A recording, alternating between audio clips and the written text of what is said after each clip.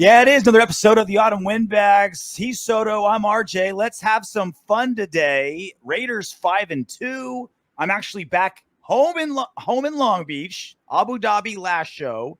I will be in New York attending the game, Raiders versus Giants on Sunday. So we'll figure out how we'll do that post-game show, Soto. Maybe you'll have to host, and I'll do it from a bar surrounded by Giants fans after we crush their dreams yet again on a cell phone or something. We'll figure it out. We'll get Rory in here. We can do like a 3 thing going. We'll figure it out. But at a time when most teams that are in our position, they're 5-2, offense is clicking, quarterback's on fire, defense is better than it has been in literally 2 decades. Literally.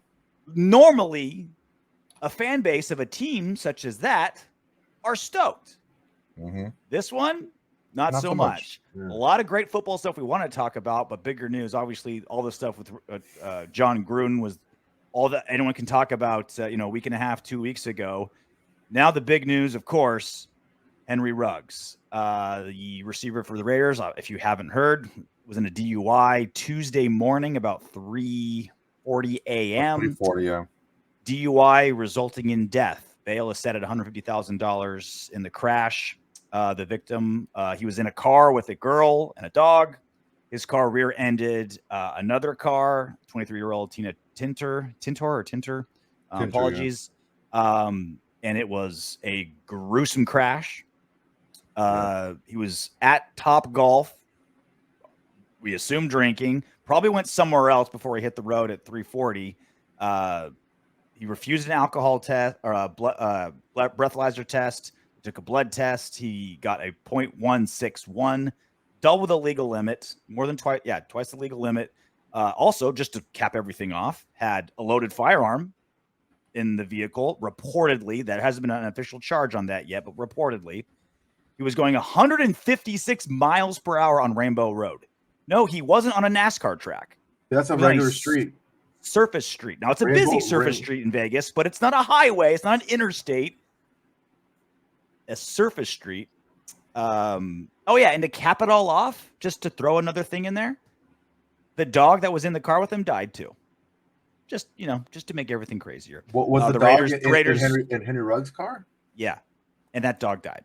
So just throw another thing in there. So Soto, no shocker, the Raiders released him today. Henry Ruggs probably going to jail. Yeah, it's when I heard the report about there being a fatality, I was like, oh shit. And then they're like, I started hearing at first there were signs of impairment. Okay, well, what are those signs? Was he just being, oh Jesus, was he woozy? He was just in an accident. What's going on?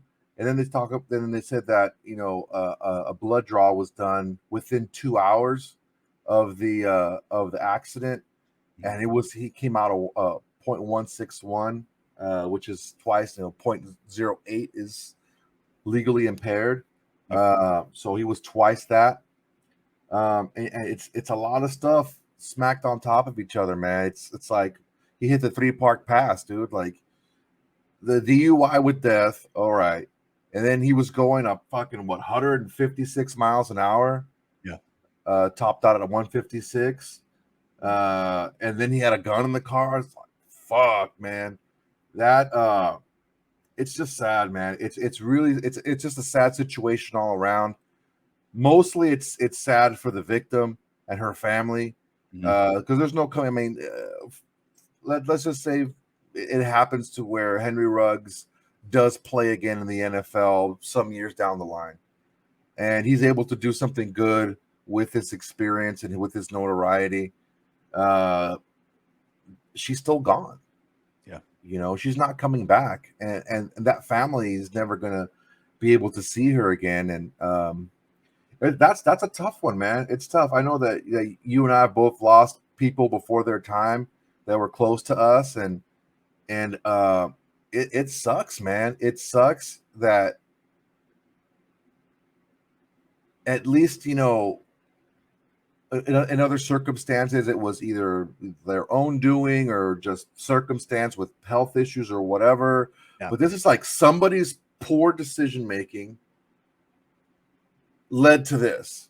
Yeah. So you can pinpoint to one specific thing. If this guy isn't an idiot, like I keep thinking, I know for a fact, because I've read it before, that the NFL Players Association has a hotline for a car service, and they're in every city where there's an NFL franchise.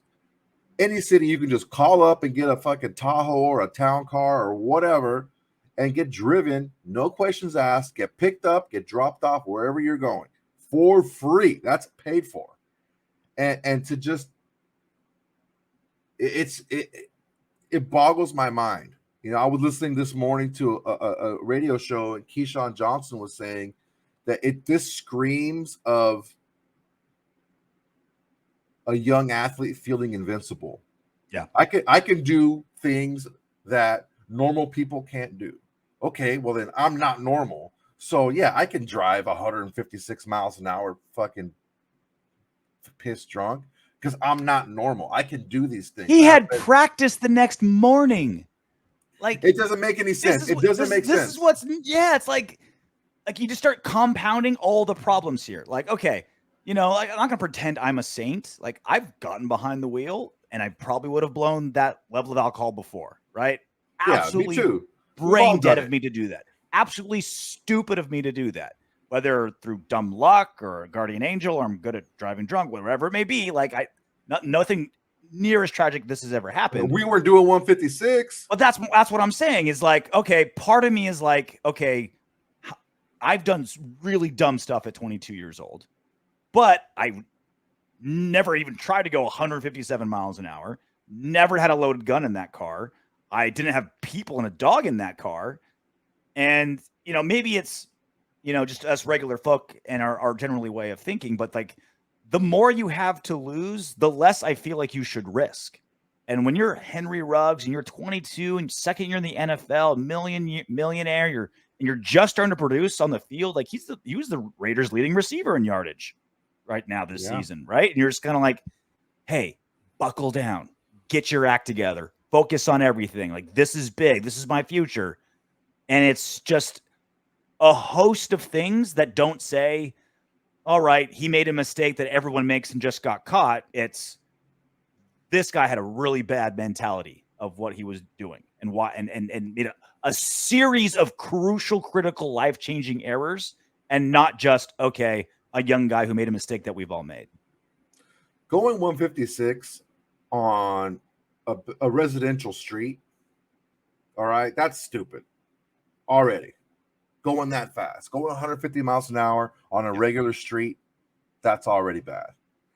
Doing that after a night of drinking, that's just compounding that. And doing all that with, I mean, like we've seen it with like Plaxico Burress.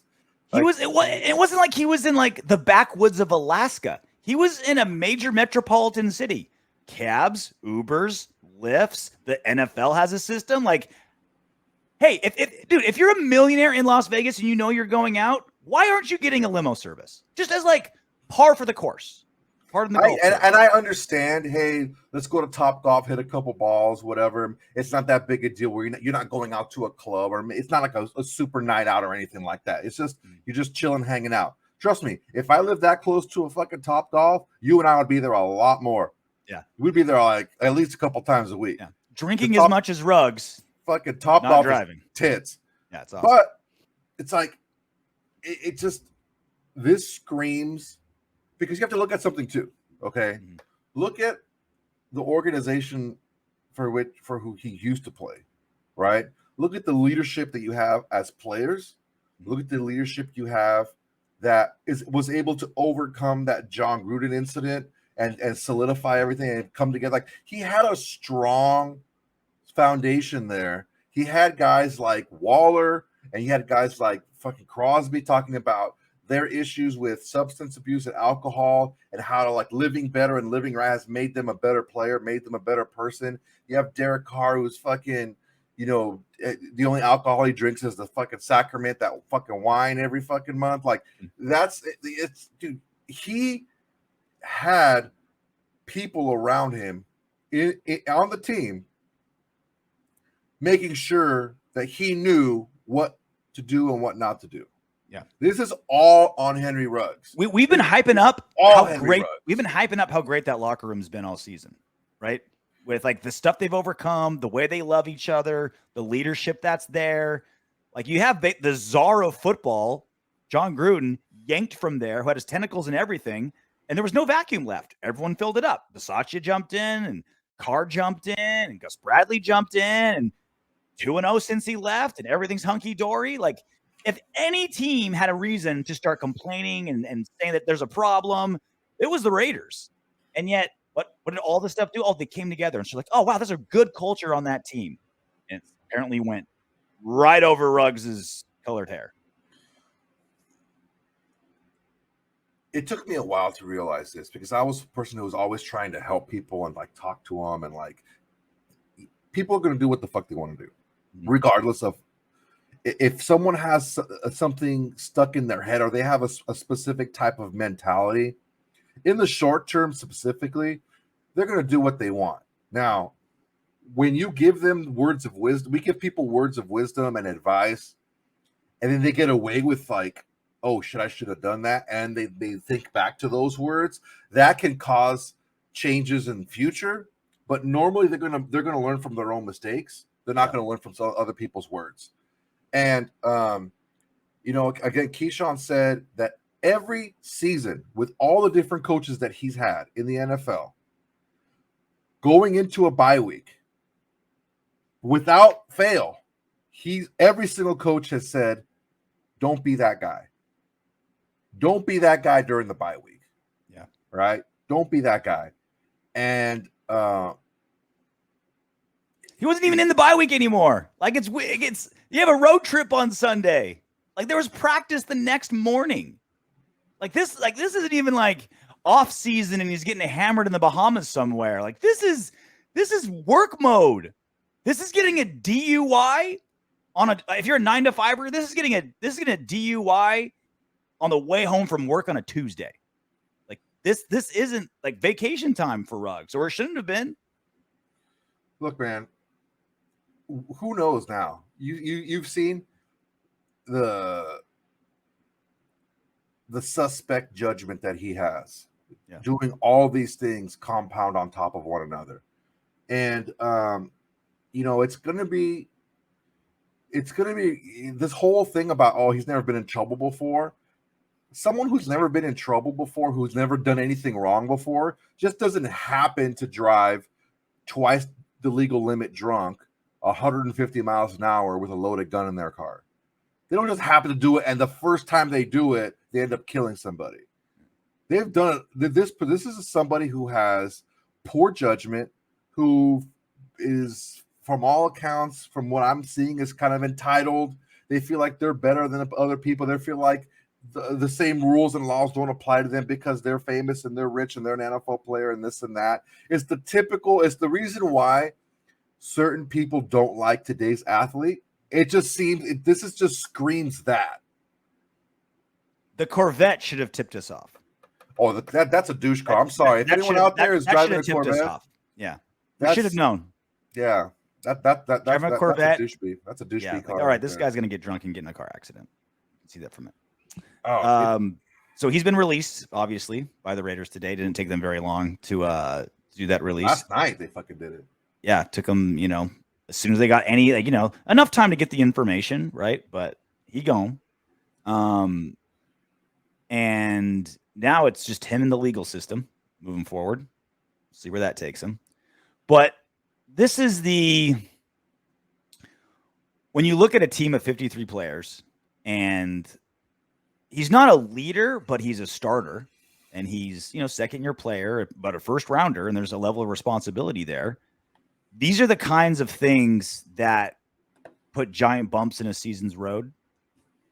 But again, I think because of how this team is wired, they're able to kind of digest this. They're almost numb at this point, right? Like, think of all the things that they've had, like all the curveballs they've had, right? They had, Carl Nassib came out of the closet in the offseason, not even a blip on the radar, didn't affect anything. We thought, because that's always been the discussion for the longest time, right? What's going to happen to the locker room when a player comes out? Nothing happened. Raiders handled it, no problem. Start out 3-0. Didn't get cocky. Didn't go to our heads. Didn't have like turn into an early version. What happened the last 2 seasons? John Gruden, we found out what happened to him, and he's gone. They go undefeated since 2-0 since. Nothing wrong there. Like, these are all things that locker room is probably numb at this point. They're like, oh, Henry Ruggs got a DUI and maybe killed somebody. All right, that's what's the next one going to be? That's got to be how it feels in that facility. It's the good thing is they were already in that mode. They were already in that look. We gotta, if whatever happens to this team, we're together. Yeah. And it's a little bit of a different dynamic when it's the coach that's gone because they're not one of the guys on the field. It's a little bit of a different dynamic now because it's a player on the field who's not going to be there anymore. Just imagine if they did an all-season Hard Knocks and it just happened to be the Raiders. Fucking hell. Dude, oh God, dude, I fucking can't. I can't right now. You can't even. I don't know, man. Like, here are the lessons learned, right? Don't go to Topgolf if you're a Raiders player because it's almost cost Jacobs and cost Ruggs, right? With time off, don't do anything. Like, really pay attention to the lessons we've learned from Darren Waller, Max Crosby, guys that have been through real shit and come out on the other side. Like, really pay attention to those guys. And don't let outside distractions get you. There's 53 players on that roster now. Well, there's currently 51, and those next 2 are going to be filled. I mean, that's all you can learn from this, right? Like, learn from this. Whether you're a football player or not, learn from this. Because it's wise people learn from mistakes. Super wise people learn from others' mistakes. And the problem is that wisdom normally comes with experience and it comes with age. Mm-hmm. And a lot of these guys are young, man. A lot of these guys are really young and they're new to having all this money and they're in a city. And I don't care what city you're in. There's always trouble that you can get into. Yeah. You're in fucking Cleveland or something. Yeah, this isn't a like, oh, Vegas is so these players. They were at Topgolf. They were Topgolf, dude. It wasn't like, but it's like he wasn't running a train in the back of, Encore. You know what I mean? Like, he wasn't like in the VIP suite with you try to make me feel better. Yeah. He wasn't on like my bachelor party. You know what I mean? Like, whoa. We don't talk about that. Yeah, that's all the only details you get. He was golfing. It's like this whole idea, like, oh, Vegas is going to destroy these players. Like, if you do that after golf, that's a you. Like, you're going to find trouble no matter where you go. So there's a lot of questions about the legalities moving forward. So we brought on literally the smartest guest we've ever had. Here's Drew Davenport. Joining us now, you can follow him on Twitter at Drew FBG Auctions. He does all kinds of stuff for football, fantasy football stuff, but he's also a practicing attorney. He's been practicing law for 20 years and has been dealing in criminal law for a solid chunk of that. He wrote a great article on footballguys.com about everything that's going on with Henry Ruggs. Now, it was done on Tuesday, and obviously a lot has happened since then. We're now recording this on a Wednesday night, so we had to bring him on for the first time. Drew, thanks for coming on. We appreciate it. Thanks, Drew. Yeah, thank you guys for having me. This is fun. I appreciate it. Yeah, next time we'll get you on with a more fun subject, we promise. This we'll bring you on, and definitely one of the darker days on kind of a dark season for the Raiders, despite doing well. So we went through all the details already on the show about all the specifics that happened. But now that we're here at 6:00 Pacific time Wednesday, what's been the biggest part of this story to you as it's still unfolding, but major things have already happened? Yeah, well, the biggest thing for me was the details that keep leaking out, because there were some things that I saw initially that didn't make a lot of sense to me when they were talking about signs of impairment, but they didn't talk about necessarily what those signs were and what exactly we're dealing with, whether it was alcohol or drugs or what they thought those signs were. So The details that are coming out now about the blood alcohol, about how he refused the breathalyzer, but then they did a blood draw.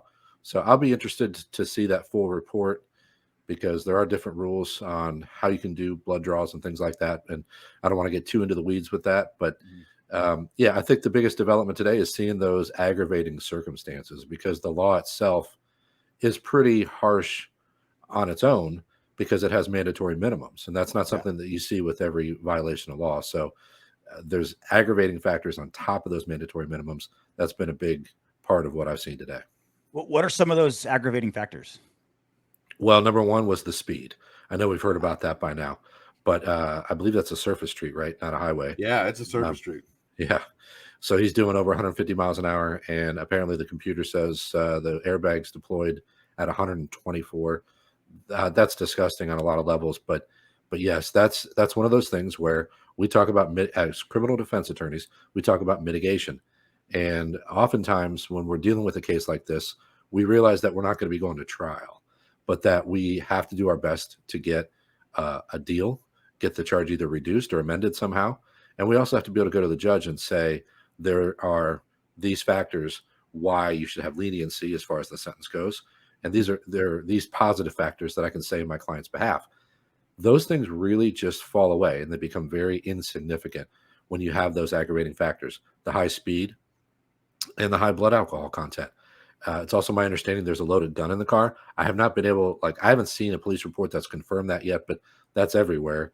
Doesn't mean it's true, but if that's true, that's also an additional aggravating factor. And I have not researched the gun laws in Nevada as of yet. I plan on doing that, but I know that all of those things, when you're trying to make an argument to the judge, like, hey, he's never had a history of this. This is an extremely bad night for him and poor judgment, et cetera, et cetera. Those things don't hold a lot of weight when you have those aggravating factors. That's what you were saying, Soto. We were debating, like, I don't think he's going to get a few years. And Soto's like, dude, with the loaded gun, they're going to throw the book at him. And I think, like, I was saying, right. I could see around like 12-ish, because I mean, it's already a class B with the DUI with fatality. Then you take the reckless driving, and you take, just the blood alcohol level, the speed he was going, and then you add another felony with the loaded gun. I mean, it doesn't look good.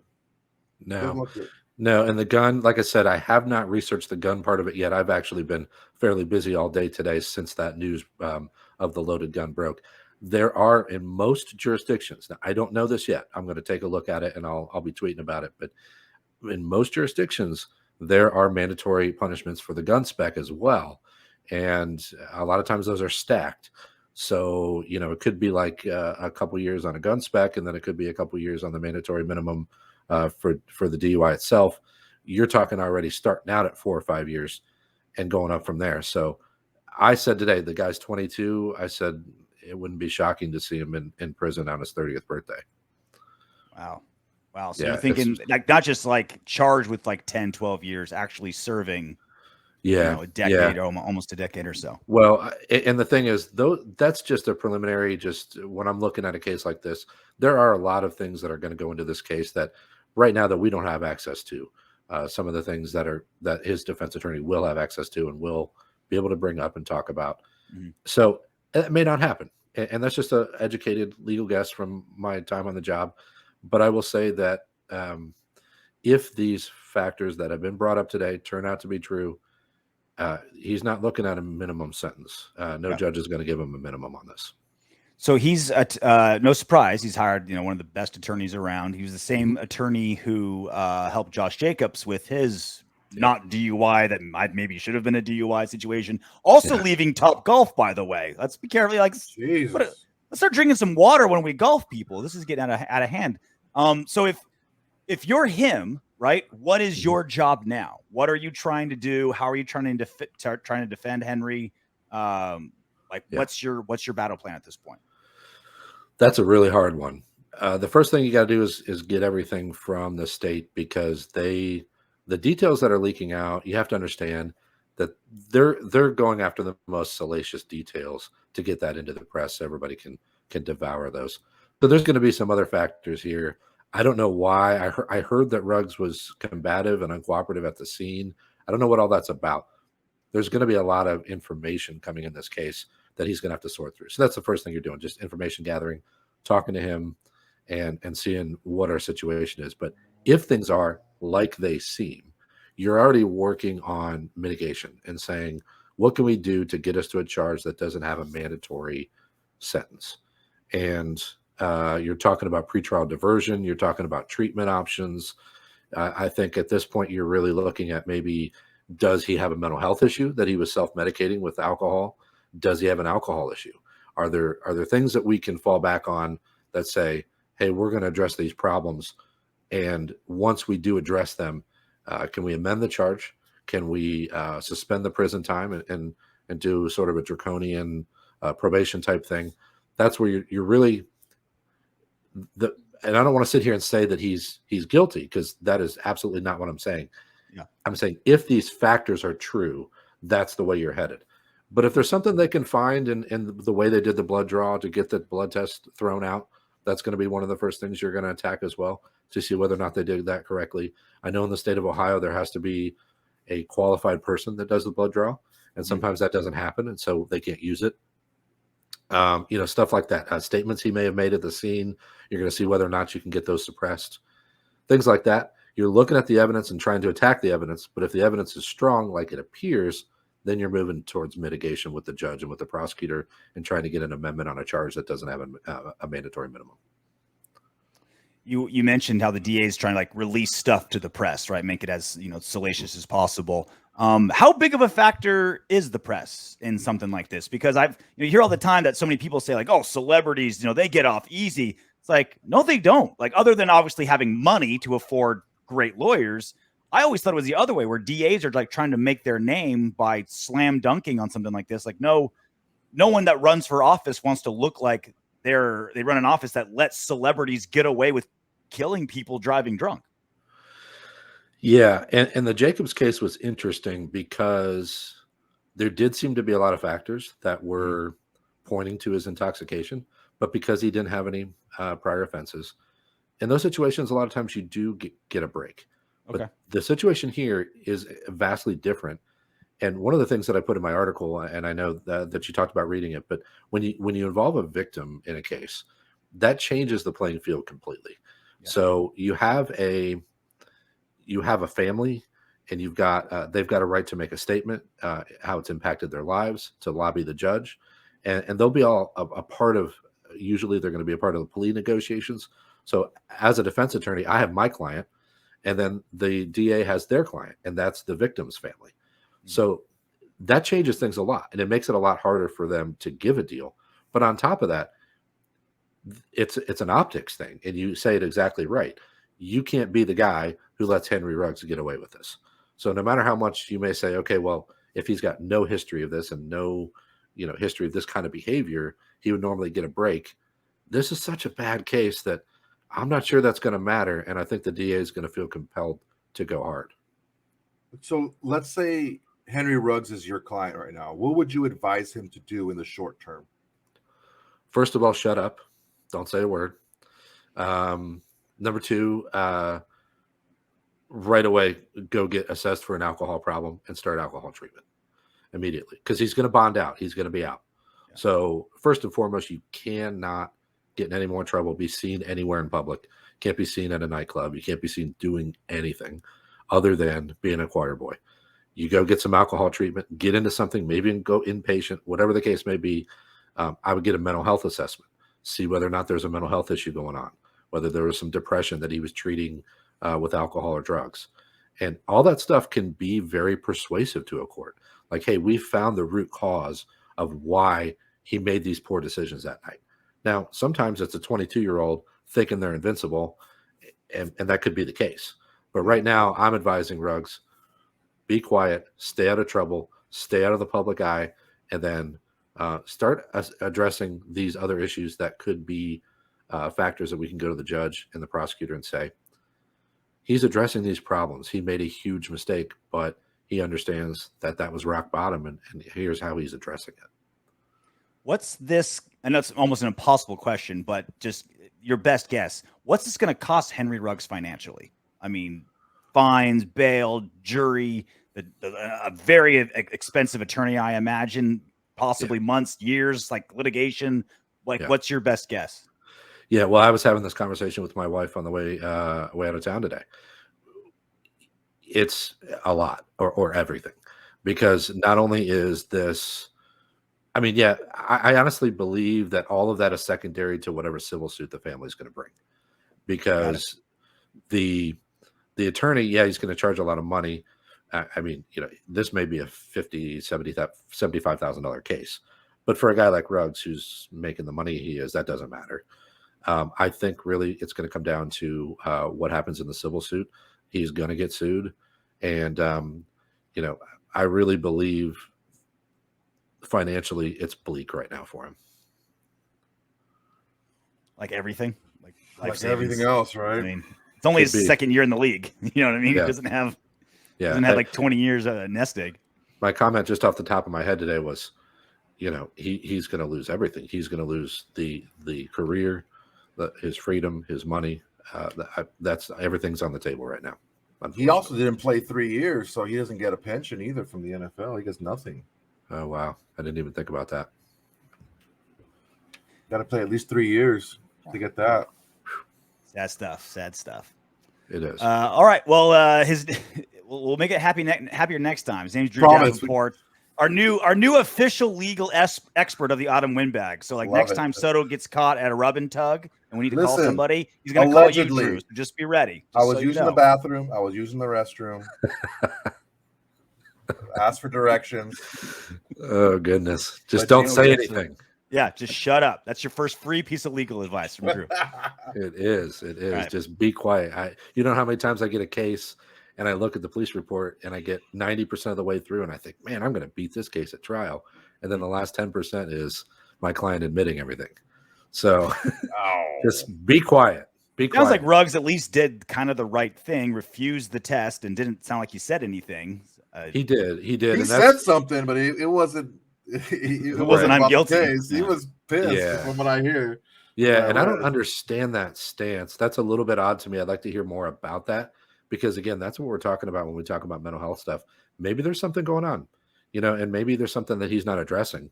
And I get a lot of cases where people, they don't remember what happened during an incident, or they do something that's completely out of character because they're having a mental health issue or a break that isn't being treated. And so, yeah, I don't understand being argumentative at a scene where you rammed into somebody at 100 miles an hour. So there's got to be more to that. So I'm waiting on that. But yeah, bottom line is he did the right thing by refusing the breathalyzer. But a lot of people were coming at me on Twitter. They're going to do a blood draw. They're going to do and I said, yeah, I get it. You can get a warrant and get a blood draw. And in some jurisdictions, it doesn't even require a warrant. They can just do it. So he did the right thing, but so did the police, and they got their evidence if they did it right. All right, give the man a follow on Twitter at Drew FBG Auctions. Drew Davenport, our new legal expert on the Autumn Windbags, whether he likes it or not. Thanks for coming on, Drew. Heck yeah! Drew. Thanks for having me, guys. Got it. Sweet. I'm serious, Soto. Next time you get into legal trouble, I'll give you Drew's number. You may need him. Next time you expose yourself at a middle school or any other things that you do. Hey. This is you. I'm helping. This is for you. You know, you just got to learn to business out in the street. You got to get licensed in California so you can look out for my boy Soto. Oh, I should get trouble in Ohio. I know we're gonna be next time we're in Ohio for whatever reason. We're gonna be like, yeah, we're gonna feel like Henry Ruggs. We can do whatever we want. We're above the law because we got Davenport helping us out. Obviously, just kidding. So. Rich Bisaccia, interim head coach, spoke today. Him and Derek Carr on a press conference, and I have really loved Bisaccia since he's taken over. Like I've fallen in love with this guy. He's a solid dude, man. Oh my God, I have a man crush on Bisaccia and the way he's handled everything. Like he's the perfect guy. We'll talk about what his role is or who'll be the next coach next season. We'll probably talk about it for fun, but that's so not on my mind because I feel like he's the perfect guy to handle what's happened to him. Let your coordinators do the bulk of it, right? Don't come in and make sweeping changes, change the color of the curtains in the office. Don't be like, all right, it's my team now. It's like, don't do that, but take the reins of leadership when it's needed. And he's always been a coach the man first, coach the player second. And those two things combined of like not being being a leader without being power hungry and treating players like people, both very anti-Gruden and both exactly what we need right now. Yeah, for sure. He was what we needed with the whole Gruden thing, his temperament, and the thing that everyone said about Bisaccia was everyone in the building respected him and they liked him. It's difficult to do both because a lot of times you have to do things that people are going to hold against you, but everyone likes him, everyone respects him. He exudes he's like the kind of like I'm very particular with my steaks. If Bisaccia is in the back grilling steaks, I'm not even going to go back there. He's got it. He treats the steaks like one of his players. He treats the cow, not the meat. You know what I mean? Mm-hmm. Gives them some tender loving that they're needed. So like I said, Bisaccia and Carr spoke to the press today. Here's his opening statement, courtesy of our friend Adam Hill. First of all, we want to express our sincere condolences to the victim's family. A person lost their life yesterday morning. We think it's important to keep focused on that as we talk about this tragic event. We're deeply saddened for everyone affected, especially the victim's family. That being said, we love Henry Ruggs. I want him to know that. His terrible lapse in judgment of the most horrific kind is something he will have to live with for the rest of his life. The gravity of the situation is not lost on anyone here. We understand and respect the loss of life. So what else can you really say other than this is terrible? That was stupid of him. We still love the guy. Like we all have friends and family that have done absolutely dumb, terrible things. And it's like Derek Carr says, you hate the sin, not the sinner, right? You love the man. And that's kind of where they're at right now. And even Derek Carr kind of said, like, I haven't talked to Ruggs since all this happened, but if he needs someone to love him, he needs someone to love him, I'm happy to be that guy. Yeah, it's a tough balancing act because you do want to show support to somebody who you were so close with, but you also have to balance that with the gravity of the situation. I think he did it really well. Yeah. It's like one of those things, man. The NFL is like, the king is dead, long live the king. It's like next person up, let's go. One last thing about Ruggs, and then we'll, this incident, and then we'll move on to football. We've all heard the story. It's been told multiple times. And you see it every time Ruggs scores a touchdown and makes that sign. Mm-hmm. He lost his best friend to a car accident in a car he was supposed to be in. They're on their way to a basketball tournament when he was playing basketball. He was supposed to be in that car driving to a tournament, but because he was sick, he didn't go, and he lost his best friend. If there's anybody on the Raiders roster that's like, all right, the dangers of, being negligent behind a wheel, we all know what could happen. It should have been Henry Ruggs. It should have been Henry Ruggs. Dude, I'm telling you that it's this mentality, and it's not just an athlete mentality. There's a mentality of people in general who see things happening around them and don't understand that the only difference between them and the person that a tragedy happened to was timing. It could have definitely been them. And it's just one of those things where you're looking at it and you're like, oh, that's not going to happen to me because I'm doing this and I'm doing that. And it's like you have to sit back and be like, whoa. Nobody wants to get into a car accident. They happen because of poor judgment. And if you're using poor judgment, that you're just raising your odds of having an accident. And it's just it's hard to talk about, man, because I was in a pretty bad car accident, and the guy that hit me was just not paying attention. He was looking at his phone and not paying attention. And so I know about accidents changing your life, and it's tough. It's tough to. You used to be a good-looking guy, but after the accident, we can see your face, over. and we It's can done. see, Yeah. the damage that it took. Yeah. Life, like life altering for you, for sure. I feel bad for Henry Ruggs. I don't feel sorry for Henry Ruggs. Yeah. One more thing, and then we'll move on. And this isn't meant to pick on Jerry specifically, but the Jerry McDonald, the Bay Area News Group, been covering the Raiders for a long time, respected writer. He tweeted something that I just got to get off my chest. He tweeted this yesterday or last night. Twitter, the place where some, not all, Raiders fans can move on immediately and wonder about the salary cap ramifications, etc., regarding Henry Ruggs. So what he's doing is he's clutching his pearls and being Mr. Holier than thou on Raider fans that are like, oh, who's going to replace Ruggs? How does this affect the salary cap? What's this mean for anything on the field? And he's basically waving his finger as a moralist saying, no, that's not to be worried about right now. To which I say, fuck you. He's full of shit. And this is why. That's what I say. One, if Mike Mayock, this literally happened at the trade deadline. The trade deadline was today, this afternoon. If Mike Mayock would have said, oh, no, we're not talking any football for 3 days out of respect for the deceased, he'd be fired. He'd be gone. If all of these journalists were like, hey, out of respect for the deceased, we're not going to write any stories about this at all, they'd be fired. They'd be gone. So the idea that's like, well, no, we can't move on to the nuts and bolts of football operations. The whole football, everything football has to come to a screeching halt. Get out of here. That's not, and also it's like, what is the statute of limitations on grief, Jerry? How long am I allowed?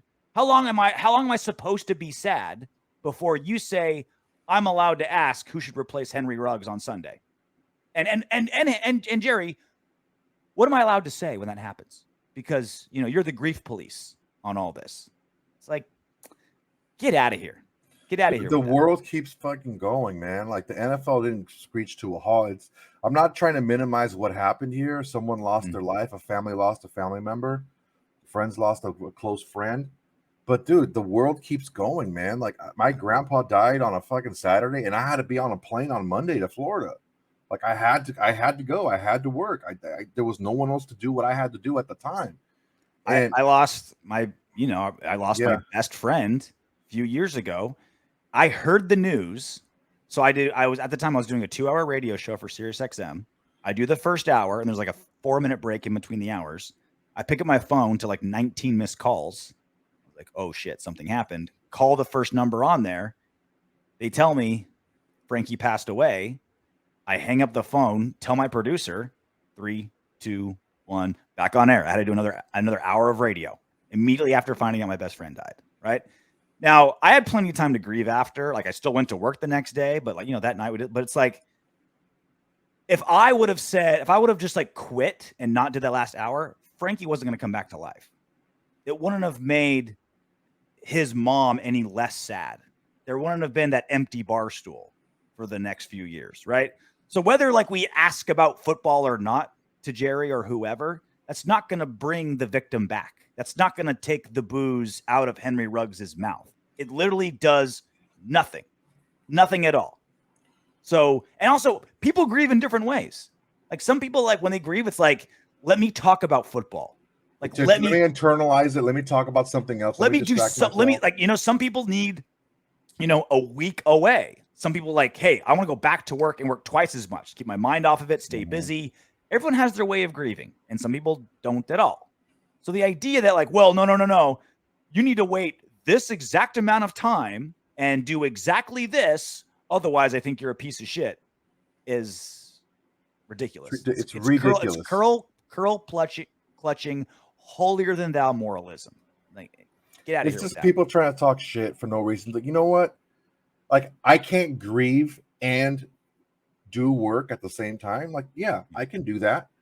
I can grieve and still think about the future of the Raiders franchise. It doesn't mean I can't do anything else but grieve when I'm grieving. That's at the core. That's what professional sports is an escape from our daily life and an entertainment and something that we do outside of our normal lives. This is our safe space, and this is our bastion. And when something terrible happens in that safe space, everyone deals with it their own way. So with that said, how do the Raiders move forward without Henry Ruggs? We're going to talk about it. So now the Raiders now have 51 of 53 roster spots filled. They're down to only 3 wide receivers, which is crazy when you think about it, right? Like when you look at our preseason roster, it was loaded with receivers. Like, oh man, we got so many. Which ones are we going to get rid of? Receivers, yeah. Now it's just Edwards, Hunter Renfro, and Zay Jones. That's it, right? And it feels like Zay Jones is just going to take that Z spot, right? Like it's, and it's an offense where the receivers can line up different places and do different things, but in a very simple way. I can imagine Greg Olson when he's like redoing his game plans, like, okay, we're going to start with basically just putting Zay in Ruggs' spot. We'll still mix and match and we'll go from there, but we're just going to do that. What's crazy considering how many good wide receivers we had in the preseason, right? We like Willie Snead and John Brown and, all these guys that we picked up. Now we're down to 3. Yeah. 3 guys. That's nuts. Now, with that said, on the practice squad, and of course, Bisaccia said they're going to bring 2 up off the practice squad. You got Marcel Aitman, Dylan Stoner, Javon Wims, and DJ Turner. Do you go forward with our 3 starters that we have left and a combination of those 4 practice squad guys? Are we set for the year with that combination? No, there's not enough talent there. There isn't. Even with the 3 guys that we have that are on the roster right now, there's not enough talent there. The problem is guys that run 4.2, don't grow on trees. You can't just pluck them and insert them into your lineup. He had a specific set of skills that made him very unique in the NFL and made him a very important cog in our offense. It's going to be tough, man. It's going to be tough. Deshaun Jackson's out there. He was released. There's been some rumor of John Brown, which we had on the roster. Yeah, who knows what the hell he's been doing, though. I don't know what happened to him. We had him on the roster, cut before the season, right? He was cut preseason, right? Yeah. He was cut after the last preseason game. I mean, and he had a good resume. Like, he had a better resume coming in than Nelson Aguilar came into the Raiders. Yeah, for sure. Similar, like, playing style. I think maybe the writing on the wall was just simply like, John Brown's like, okay, we're committed to Henry Ruggs. You're not going to be a starter. Yeah. And John Brown's like, oh, I can do better than that. And then couldn't. Nothing. I'm hoping it was that as opposed to like the wheels just came off or he's terrible now, right? Because he's still out there. And obviously, he's semi-familiar with the system, being part of the preseason crew. Like you said, he's out there. Deshaun Jackson recently is out. He's still a speedster, even though he's 35. Yeah, he's still a speedster. He's still something like that. And then everything that's going on with Odell Beckham Jr. So according to Jordan Schultz, sources, Saints and Raiders have displayed interest in Odell Beckham Jr., who has currently cut contact with head coach Kevin Stefanski. Cut contact. The Browns could still release him, allowing him to then sign elsewhere. Even after his excused mispractice, I'm told OBJ plans to play Sunday. I don't see how you plan to play Sunday when you're just not talking to the head coach and bailing on practices. It's like it wasn't like hey guys, Stefanski, and look, man, I'm not going to come into practice today. I'm not feeling it. Yeah, that didn't happen. He just didn't show up, and the Browns are like, all right, don't worry about it. Yeah. We'll excuse it. Where was OBJ? We'll excuse it. So obviously, talent-wise, he'd be great on the Raiders. I'm just wondering if that kind of attitude that he's famous for would be more trouble than it's worth on a team with a lot of really good chemistry. That's the kind of team that you can put someone like that on. You hope to. You hope it changes them for the better, and he doesn't change the team. No, I don't think he'll change the team at this point. They've been through too much together to let one player torpedo everything. Mm-hmm. I think, like I said before, is those type of players stand out if they don't fall in line. Yeah. So it's not going to be like he's going to garner all this support for him being a knucklehead. If it did, he is one. We've seen it before where people go to certain places who have fizzled out or worn out their welcome at other teams, and they go to a more stable environment and they perform better. It may come down to just better communication. Better communication where Carr is there and says, "Hey man, here's what I plan to do with you. You know, what do you like? Where do you feel comfortable? Where do you feel you excel? Here's what I see. Olsen says the same thing. Bisaccia says the same thing. Here's how we want to use you. Here's what we want to do for you. Here's what we're going to do to help be in the OBJ business, right? Yeah. And then I don't see any one of those three guys, Carr, Olsen, or Bisaccia, being a liar at telling him something, just fluffing him and telling him something that's not going to happen. I think that they're focused. They're not focused on the peripherals. They're not focused on how do we manage him. We're not focused on winning football games. And if OBJ can help them win football games, I think they'll be able to get it done. The good thing going for the Raiders is I have to imagine any free agent wide receiver will be breaking down doors to be on the Raiders roster right now. Like you've got your number one receiver spot open with, Ruggs, again, led the team in yards. Like there's a number one guy waiting. Derek Carr is playing lights out. He literally turned Nelson Aguilar from an afterthought into a $22 million quarterback. We're 5-2 in a wide open division in the AFC, which is wide open. Like if your defense is playing better than it has in 2 decades, like if you're a receiver out there, you should be on the phone right now with your manager saying, get me on the Raiders.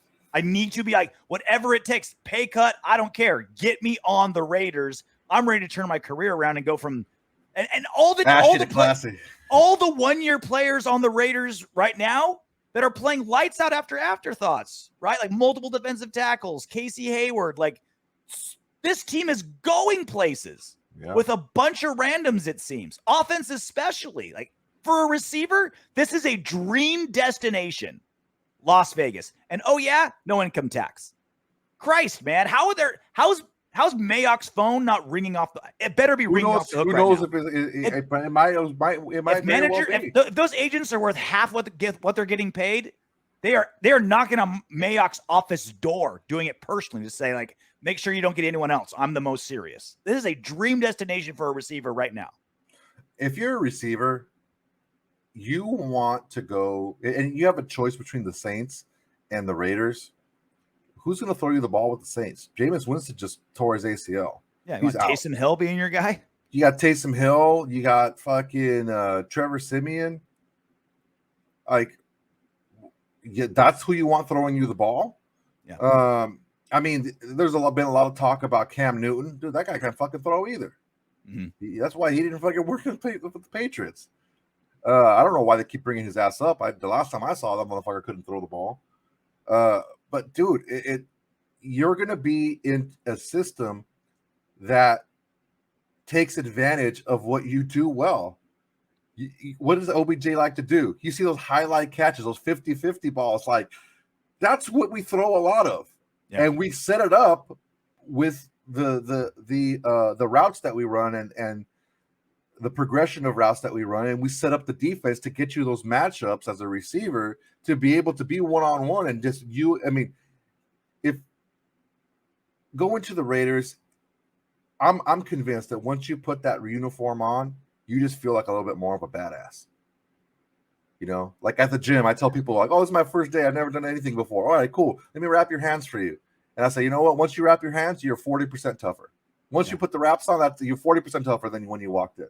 You just feel it. You just feel tougher. When I put on my cowboy hat, I'm 37% more confident when I enter a strip club. It's all the same thing.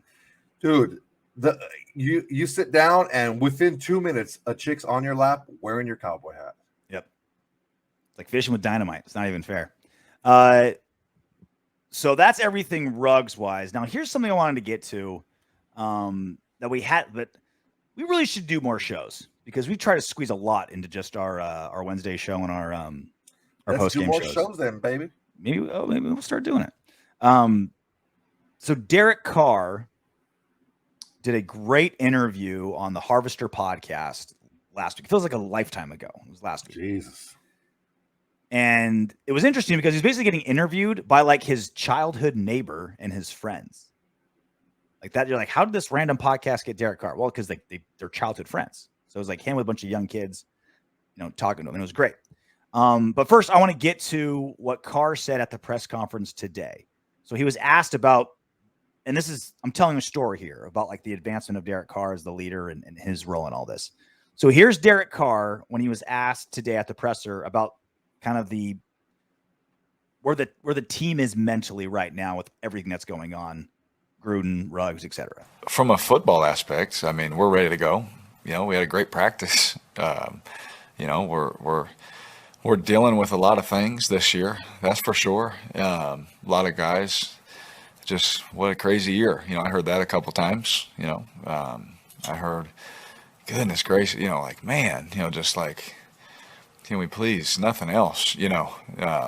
Not for our own sake, but just for the sake of everyone else, you know, just for everyone involved, you know.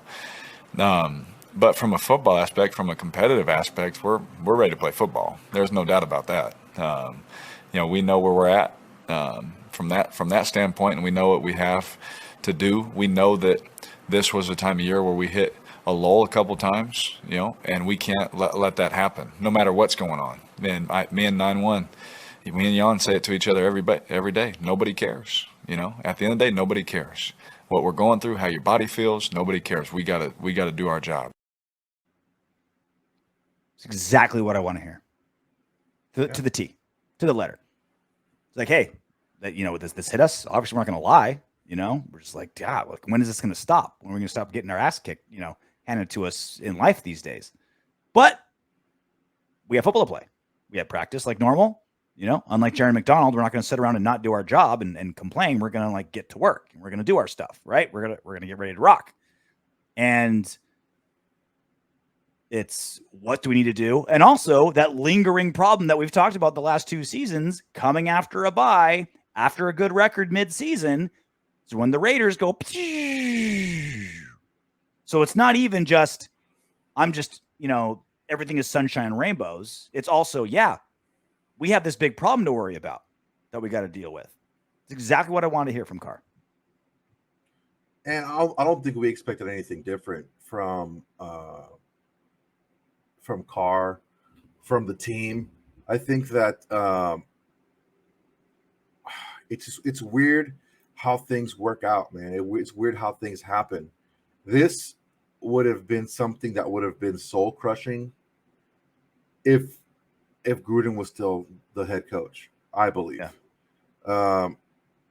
I think with the Gruden thing happening and the team kind of, you know, coming together even more and rallying around each other and having that positive mindset, not that victim woe is me mindset. Everyone's against us. It's like, no, things are happening, but we still are a good team and we're still going to make it happen. That the whole Gruden thing kind of prepared them to have this not be such a big blow. It's like, oh crap, now this happens. It's like, well, you know what, we've went through something bad, already, and we're better for it. We can keep our heads down, push forward, and still put out our best effort. And I think that the fact that you're going to see a little bit of a new team coming out offensively, because the bye week they've been able to kind of make it a little bit more Olsen Carr-esque and get away from some of the Gruden stuff. I don't think that we're gonna see that lull offensively that we saw around the game 7, game 8, 9 mark that we had the last couple of years, because teams aren't going to be able to key in on specific things that Gruden made pretty apparent with his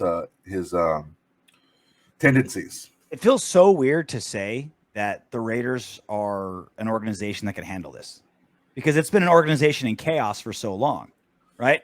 The front office is in shambles. It's been, Derek Carr's on his 5th head coach in 8 seasons. Offensive coordinators, problems, firings, poor seasons, a mess at the front office. Al Davis was on his basically obsolete, but still running the team for years. Then Mark Davis comes in. It's like all these problems. You're like, all right, this organization in shambles.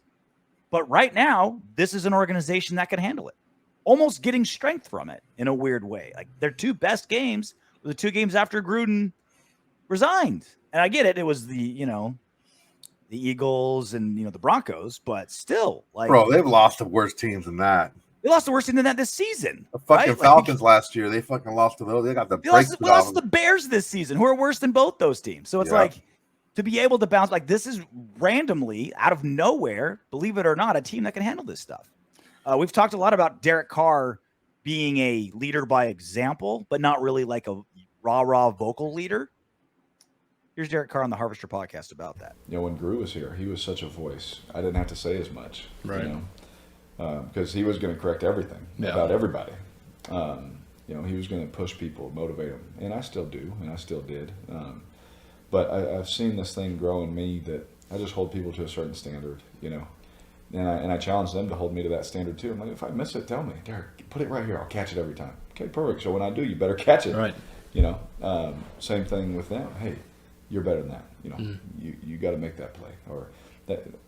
All of those things. Hey, run it like this. You run it like this. I'll throw it here. We'll make the play. And if not, tackle the guy because I don't want it picked off. You know, but it's been heightened obviously with everything in the last few weeks. But I've seen myself grow to hold people to that standard, and I've seen our play get better. So it wasn't natural for me at first because I just want to play football and be everybody's friend. But it hit me. I won't say when, but it hit me at one point. I was like, I'm not here to be everybody's friend. You know? If you're my teammate, you're my teammate. If we're friends after this, awesome. I had to come to the realization because what is really inside of me is pushing people and holding them to that standard. And so I had to realize I'm not going to be for everybody. And that's hard for my personality because I want everyone to like me. But I came to the realization that not everybody's going to like me. I'm not for everybody. I'm okay with that because I'm going to challenge you to be your best. See, so I love that. I love that. You're not for anybody, so you get it. Like no one likes you. That's one of the things. That's one of the things that I brought up that Carr needed to change. He needed to challenge Gruden more. Right? Remember I said that he needed to fight because the good quarterbacks that Gruden had, like Gannon fought with Gruden and screaming at each other all the time. I don't like this. I don't like that. You need to give me the play quicker. You need to do this. Or you need to do that. We need to do this more. This is not going to work. We need to play this way. That I was looking for that from Carr. I was looking for that progression from him to be more of a leader because that kind of soft, unspoken thing from your quarterback, unless you're fucking, you know, putting up Kurt Warner fucking numbers or Tom Brady numbers, that's not going to happen. Like you need to get in people's faces, especially. And I'm not saying this is fault, but especially when you haven't won, you don't have that resume on you that you've won this, you've done that. You have to be in people's faces. You have to challenge people to be better.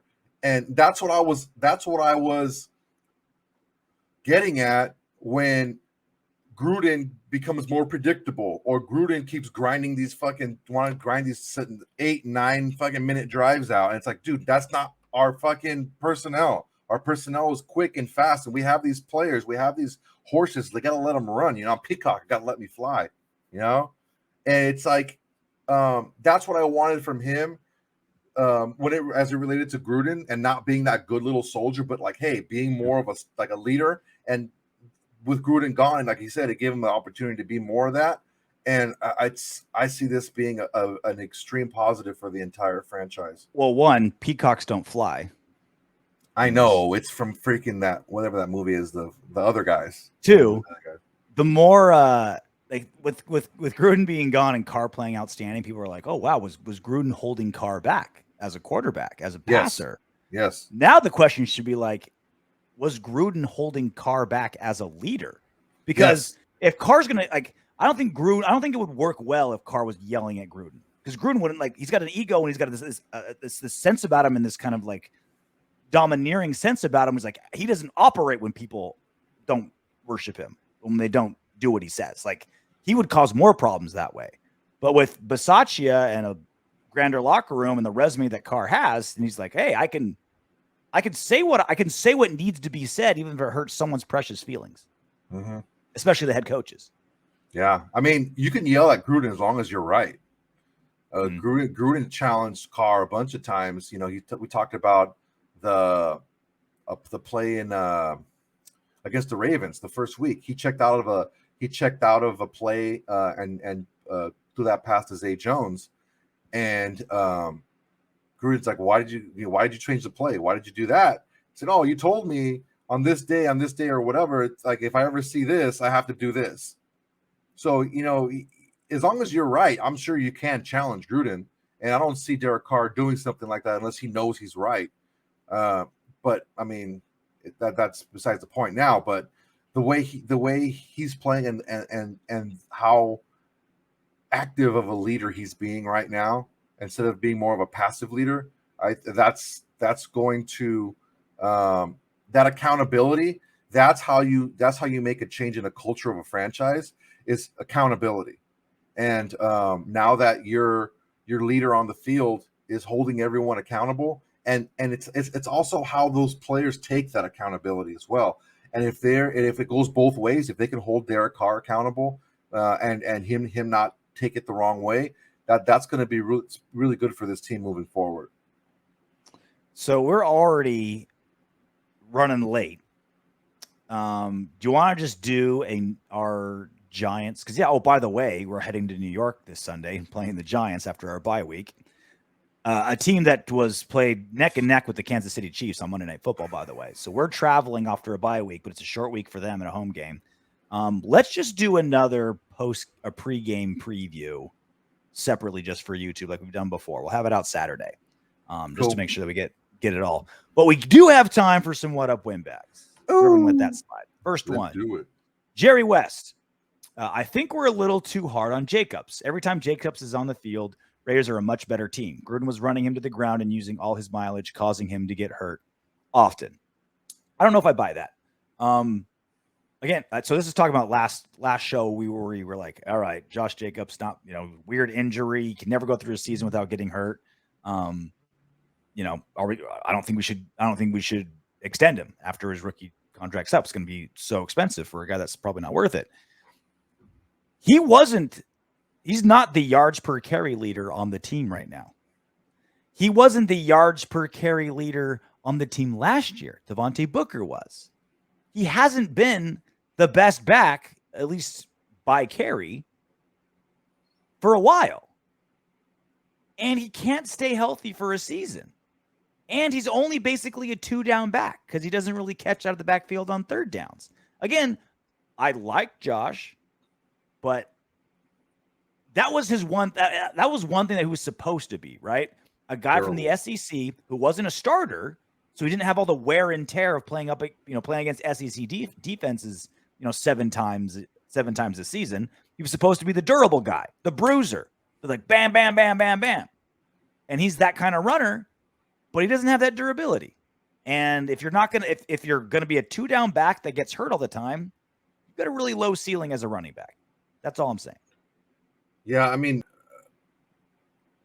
I feel that with this new offensive regime, we're going to be able to use Drake more. The way he's been used this last couple of weeks has been phenomenal.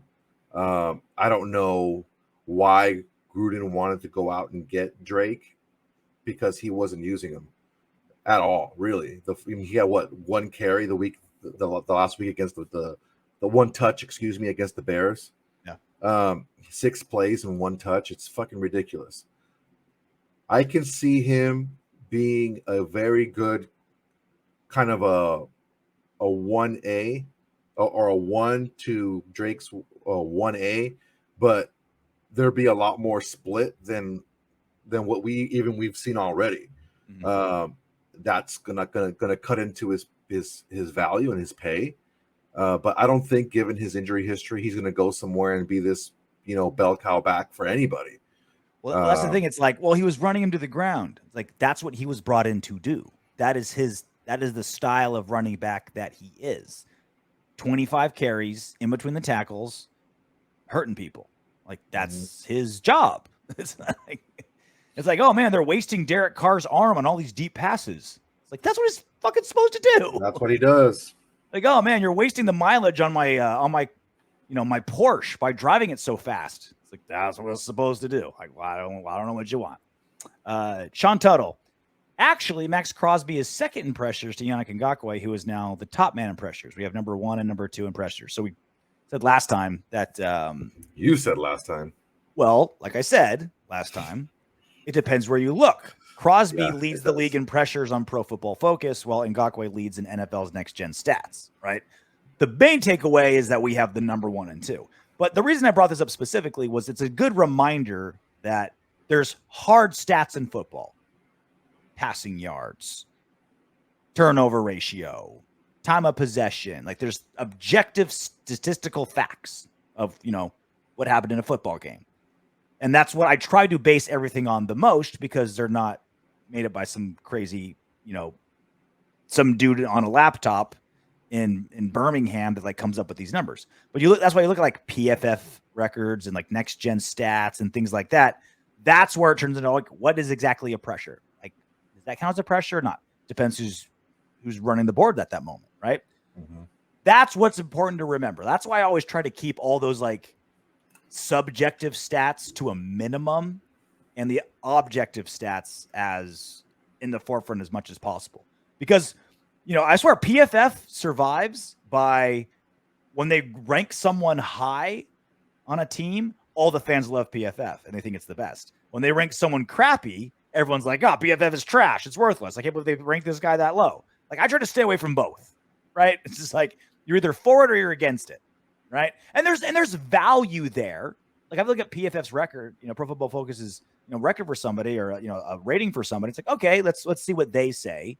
And that's part of the equation in my mind, but it's never a hard stat. It's never something super factual, because you end up like this, where depending on where you look, a guy has a higher or lower pressure rate, which for a stat guy like me, it makes my brain bleed. Mm-hmm.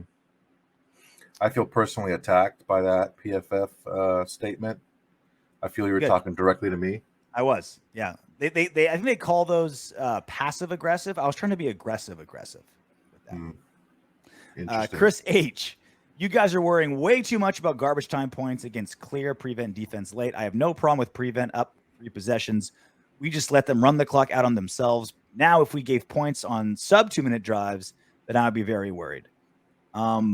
We basically already run a prevent defense in a way, like our 3 deep, 4 or 5 DBs. Like that's kind of how we are normally. And if it's working, you stick with it. So, like, we were talking about, we were worried about how, we've given up back-to-back multiple touchdown games in the fourth quarter.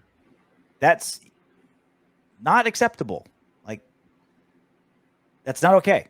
Even if we are up really far ahead, it's still, you still got to play, the defense that got you to that point in a lot of ways. Yeah, I feel like we're going into cruise control a little bit too early.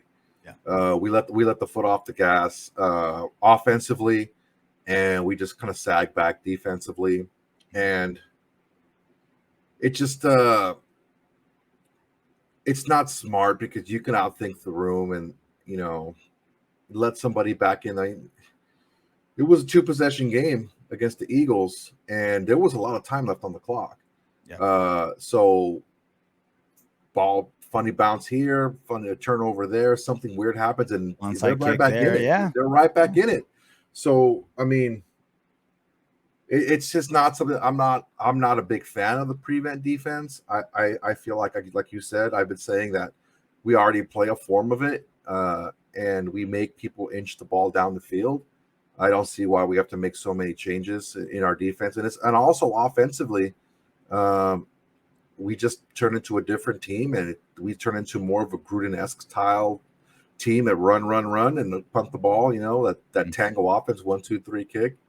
And it's not who we are. We need to play to our strengths and know our identity. So we'll do a YouTube only preview show for the Giants, because there's a lot to look at. Okay, it's the lowly Giants. There's a lot to look at this specifically on the Raiders side. How are we going to play without Ruggs? How are we going to bounce back mentally from all this? The Raiders are 0-4 after a bye week since 2017. We're coming off a bye week. The Raiders have fallen apart midseason when they're doing well and winning games. Are they going to do that happy? Don't look at this as just kind of like, all right, there's not a lot to talk about. There's a lot to talk about. Not so much what the Giants are going to do to the Raiders, what the Raiders are going to do themselves. So that's a little teaser for what we're going to talk about on Saturday's show. I wonder how we're going to do that. Should we get Rory, and Rory can host it with you, and maybe I can just kind of come in as a third guy in case I get like a bottle broken over my head in New York from a Giants fan. Nah, we'll figure it out. Yeah, that would make for a great show if I was assaulted by a Giants fan after a game during our post game show. I mean, I'm gonna try to instigate that. Ask around. Yeah. Is it that hard to get attacked at a bar in New York? I don't know. Asking for a friend. See what can happen. So I was in Boston, and I was wearing a Dodger hat, and I'm just kind of just sitting in the bar or whatever, and I asked a question. I asked, like, how do I get here or whatever, or what's going on with that, or what's there to do around here. This chick's like, "Hey, Hollywood, you're blocking the TV." So I could have gotten into a fight that night. With the chick? I probably would have lost. That she was pretty You big. would have lost to that chick. Yeah, she was kind of mean too. You do ooze Hollywood. I had a Dodger hat on. That's why she said it, I think. No, it's you in general. It's fine manicured nails of yours, the waxed eyebrows, The skinny jeans, the Chucks, no socks. the T-shirt that says "fresh" but spelled with a PH. That's you. Pink scarf. Send dog pics. That's a shirt I would rock. I would rock that shirt too, honestly. We need to start doing some Windbags merch. Do some sweet Raiders gear. But until that happens, knock on wood if you're with me. Hey, Windbags, if you want Darren Waller to catch 20 touchdown passes this season, don't be afraid to click those subscribe, like, share, and comment buttons. Plus, your comment could be featured in the next What Up, Windbags?